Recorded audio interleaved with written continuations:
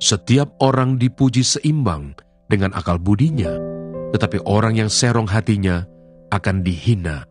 Lebih baik menjadi orang kecil tetapi bekerja untuk diri sendiri, daripada berlagak orang besar tetapi kekurangan makan. Orang benar memperhatikan hidup hewannya, tetapi belas kasihan orang fasik itu kejam. Siapa mengerjakan tanahnya akan kenyang dengan makanan, tetapi siapa mengejar barang yang sia-sia tidak berakal budi. Orang fasik mengingini jala orang jahat, tetapi akar orang benar mendatangkan hasil. Orang jahat terjerat oleh pelanggaran bibirnya, tetapi orang benar dapat keluar dari kesukaran. Setiap orang yang dikenyangkan dengan kebaikan oleh karena buah perkataan, dan orang mendapat balasan daripada yang dikerjakan tangannya. Jalan orang bodoh lurus dalam anggapannya sendiri, tetapi siapa mendengarkan nasihat, ia bijak. Bodohlah yang menyatakan sakit hatinya seketika itu juga, tetapi bijak yang mengabaikan cemooh. Siapa mengatakan kebenaran, menyatakan apa yang adil, tetapi saksi dusta menyatakan tipu daya. Orang yang buta sejak lahirnya. Waktu Yesus sedang lewat, ia melihat seorang yang buta sejak lahirnya. Murid-muridnya bertanya kepadanya, "Rabi, siapakah yang berbuat dosa, orang ini sendiri atau orang tuanya, sehingga ia dilahirkan buta?" Jawab Yesus, "Bukan dia dan bukan juga orang tuanya, tetapi karena pekerjaan-pekerjaan Allah harus dinyatakan di dalam dia. Kita harus mengerjakan pekerjaan Dia yang mengutus aku. Selama masih siang, akan datang malam di mana tidak ada seorang pun yang dapat bekerja. Selama aku di dalam dunia, akulah terang dunia." Setelah ia mengatakan semuanya itu, ia meludah ke tanah dan mengaduk ludahnya itu dengan tanah, lalu mengoleskannya pada mata orang buta tadi dan berkata kepadanya, "Pergilah, basuhlah dirimu dalam kolam Siloam." Siloam artinya yang diutus. Maka pergilah orang itu. Ia membasuh dirinya, lalu kembali dengan matanya sudah melek. Tetapi tetangga-tetangganya dan mereka yang dahulu mengenalnya sebagai pengemis berkata, "Bukankah dia ini yang selalu mengemis?" Ada yang berkata, "Benar, dialah ini." Ada pula yang berkata, "Bukan, tetapi ia serupa dengan dia." Orang itu sendiri berkata, "Benar, akulah itu." Kata mereka kepadanya, "Bagaimana matamu menjadi melek?" Jawabnya, "Orang yang disebut Yesus itu mengaduk tanah, mengoleskannya pada mataku dan berkata kepadaku, 'Pergilah ke Siloam dan basuhlah dirimu.' Lalu aku pergi dan setelah aku membasuh diriku, aku dapat melihat." Lalu mereka berkata kepadanya, "Di manakah dia?" Jawabnya, "Aku tidak tahu." Lalu mereka membawa orang yang tadinya buta itu kepada orang-orang Farisi. Adapun hari waktu Yesus mengaduk tanah dan memelekkan mata orang itu adalah hari Sabat. Karena itu orang-orang Farisi pun bertanya kepadanya, "Bagaimana matanya menjadi melek?" Jawabnya, "Ia mengoleskan adukan tanah pada mataku, lalu aku membasuh diriku dan sekarang aku dapat melihat." Maka kata sebagian orang-orang Farisi itu, "Orang ini tidak datang dari Allah, sebab ia tidak memelihara hari Sabat." Sebagian pula berkata, "Bagaimanakah seorang berdosa dapat membuat mukjizat yang demikian?" Maka timbullah pertentangan di antara mereka. Lalu kata mereka pula kepada orang buta itu, "Dan engkau apakah katamu tentang dia, karena ia telah memelekkan matamu?" Jawabnya, "Ia adalah seorang nabi." Tetapi orang-orang Yahudi itu tidak percaya bahwa tadinya ia buta dan baru dapat melihat lagi, sampai mereka memanggil orang tuanya dan bertanya kepada mereka, "Inikah anakmu yang kamu katakan bahwa ia lahir buta? Kalau begitu bagaimanakah ia sekarang dapat melihat?" Jawab orang tua itu, "Yang kami tahu ialah bahwa dia ini anak kami dan bahwa ia lahir buta. Tetapi bagaimana ia sekarang dapat melihat kami tidak tahu, dan siapa yang memelekkan matanya kami tidak tahu juga. Tanyakanlah kepadanya sendiri. Ia sudah dewasa, ia dapat berkata-kata untuk dirinya sendiri." Orang tuanya berkata demikian karena mereka takut kepada orang-orang Yahudi. Sebab orang-orang Yahudi itu telah sepakat bahwa setiap orang yang mengaku dia sebagai Mesias akan dikucilkan. Itulah sebabnya maka orang tuanya berkata, "Ia telah dewasa, tanyakanlah kepadanya sendiri." Lalu mereka memanggil sekali lagi orang yang tadinya buta itu dan berkata kepadanya, "Katakanlah kebenaran di hadapan Allah. Kami tahu bahwa orang itu orang berdosa." Jawabnya, "Apakah orang itu orang berdosa? Aku tidak tahu. Tetapi satu hal aku tahu, yaitu bahwa aku tadinya buta dan sekarang dapat melihat." Kata mereka kepadanya, "Apakah yang diperbuatnya padamu? Bagaimana ia memelekkan matamu?" Jawabnya, "Telah kukatakan kepadamu dan kamu tidak mendengarkannya. Mengapa kamu hendak mendengarkannya lagi? Barangkali kamu mau menjadi muridnya juga." Sambil mengejek mereka berkata kepadanya, "Engkau murid orang itu, tetapi kami murid-murid Musa. Kami tahu bahwa Allah telah berfirman kepada Musa, tetapi tentang dia itu kami tidak tahu dari mana ia datang." Jawab orang itu kepada mereka, "Aneh juga bahwa kamu tidak tahu dari mana ia datang, sedangkan ia telah memelekkan mataku.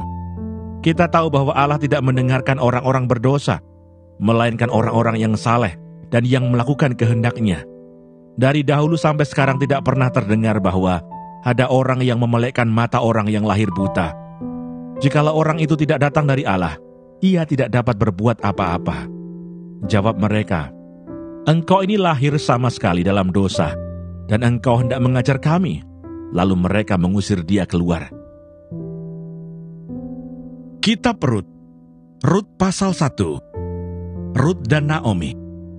Pada zaman para hakim memerintah, ada kelaparan di tanah Israel. Lalu pergilah seorang dari Betlehem Yehuda beserta istrinya dan kedua anaknya laki-laki ke daerah Moab untuk menetap di sana sebagai orang asing. Nama orang itu ialah Elimelech, nama istrinya Naomi, dan nama kedua anaknya Mahlon dan Kilion. Semuanya orang-orang Efrata dari Betlehem Yehuda. Dan setelah sampai ke daerah Moab, diamlah mereka di sana. Kemudian matilah Elimelech, suami Naomi, sehingga perempuan itu tertinggal dengan kedua anaknya. Keduanya mengambil perempuan Moab. Yang pertama bernama Orpa, yang kedua bernama Rut. Dan mereka diam di situ kira-kira 10 tahun lamanya. Lalu matilah juga keduanya, yakni Mahlon dan Kilion, sehingga perempuan itu kehilangan kedua anaknya dan suaminya. Kemudian berkemaslah ia dengan kedua menantunya, dan ia pulang dari daerah Moab. Sebab di daerah Moab, ia mendengar bahwa Tuhan telah memperhatikan umat-Nya dan memberikan makanan kepada mereka. Maka berangkatlah ia dari tempat tinggalnya itu, bersama-sama dengan kedua menantunya. Ketika mereka sedang di jalan untuk pulang ke tanah Yehuda, berkatalah Naomi kepada kedua menantunya itu, "Pergilah, pulanglah masing-masing ke rumah ibunya. Tuhan kiranya menunjukkan kasih-Nya kepadamu, seperti yang kamu tunjukkan kepada orang-orang yang telah mati itu dan kepadaku.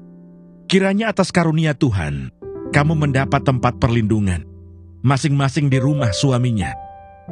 Lalu diciumnyalah mereka, tetapi mereka menangis dengan suara keras dan berkata kepadanya, "Tidak, kami ikut dengan engkau pulang kepada bangsamu." Tetapi Naomi berkata, "Pulanglah anak-anakku. Mengapakah kamu turut dengan aku?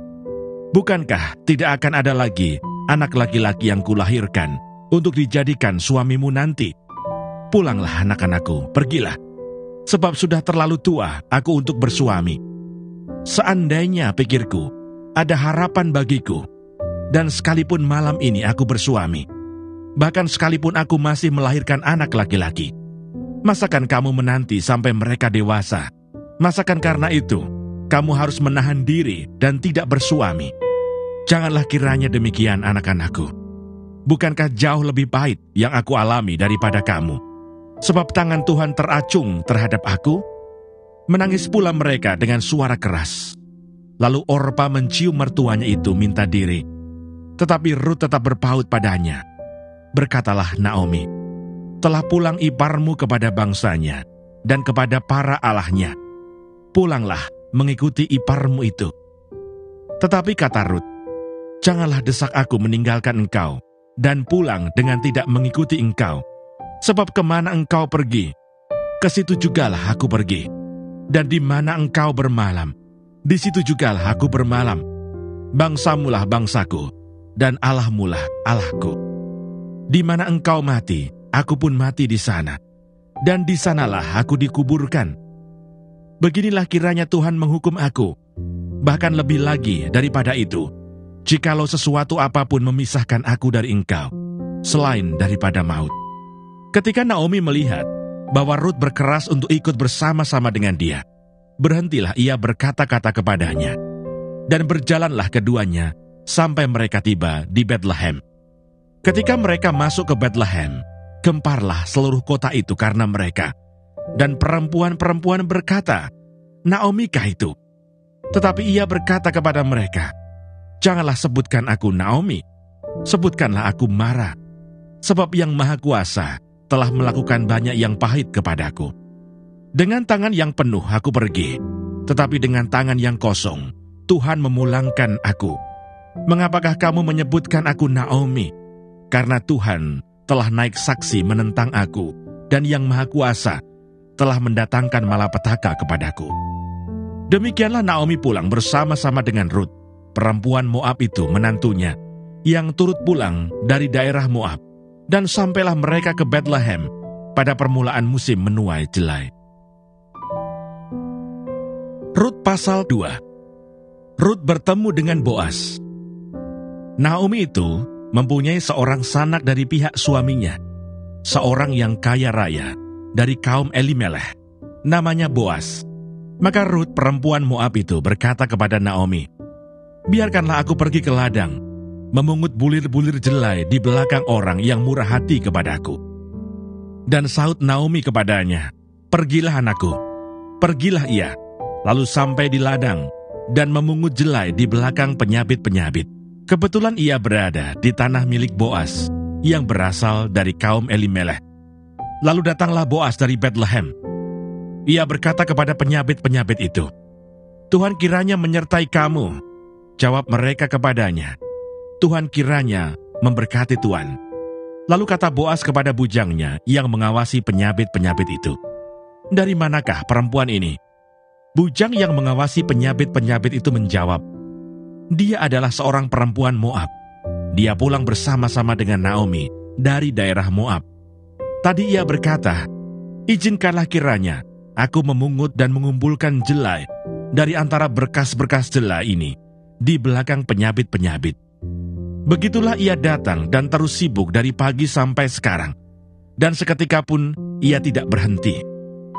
Sesudah itu berkatalah Boas kepada Rut, "Dengarlah dahulu anakku, tidak usah engkau pergi memungut jelai ke ladang lain, dan tidak usah juga engkau pergi dari sini, tetapi tetaplah dekat pengerja-pengerjaku perempuan. Lihat saja ke ladang yang sedang disabit orang itu. Ikutilah perempuan-perempuan itu dari belakang, sebab aku telah memesankan kepada pengerja-pengerja lelaki, jangan mengganggu engkau. Jika engkau haus, pergilah ke tempayan-tempayan, dan minumlah air yang dicedok oleh pengerja-pengerja itu." Lalu sujudlah Rut menyembah dengan mukanya sampai ke tanah dan berkata kepadanya, "Mengapakah aku mendapat belas kasihan daripadamu, sehingga Tuhan memperhatikan aku, padahal aku ini seorang asing?" Boas menjawab, "Telah dikabarkan orang kepadaku dengan lengkap segala sesuatu yang engkau lakukan kepada mertuamu sesudah suamimu mati, dan bagaimana engkau meninggalkan ibu bapamu dan tanah kelahiranmu, serta pergi kepada suatu bangsa yang dahulu tidak engkau kenal.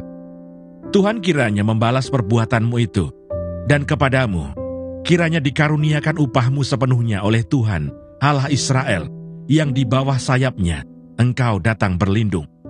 Kemudian berkatalah Rut, "Memang aku mendapat belas kasihan daripadamu, ya Tuhanku, sebab Tuhan telah menghiburkan aku dan telah menenangkan hati hambamu ini, walaupun aku tidak sama seperti salah seorang hamba-hambamu perempuan."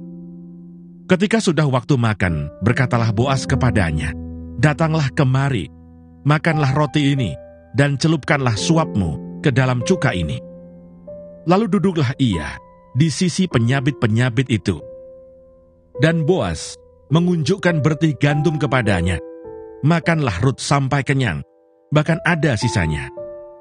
Setelah ia bangun untuk memungut pula, maka Boas memerintahkan kepada pengerja-pengerjanya, Dari antara berkas-berkas itu pun, ia boleh memungut, janganlah ia diganggu.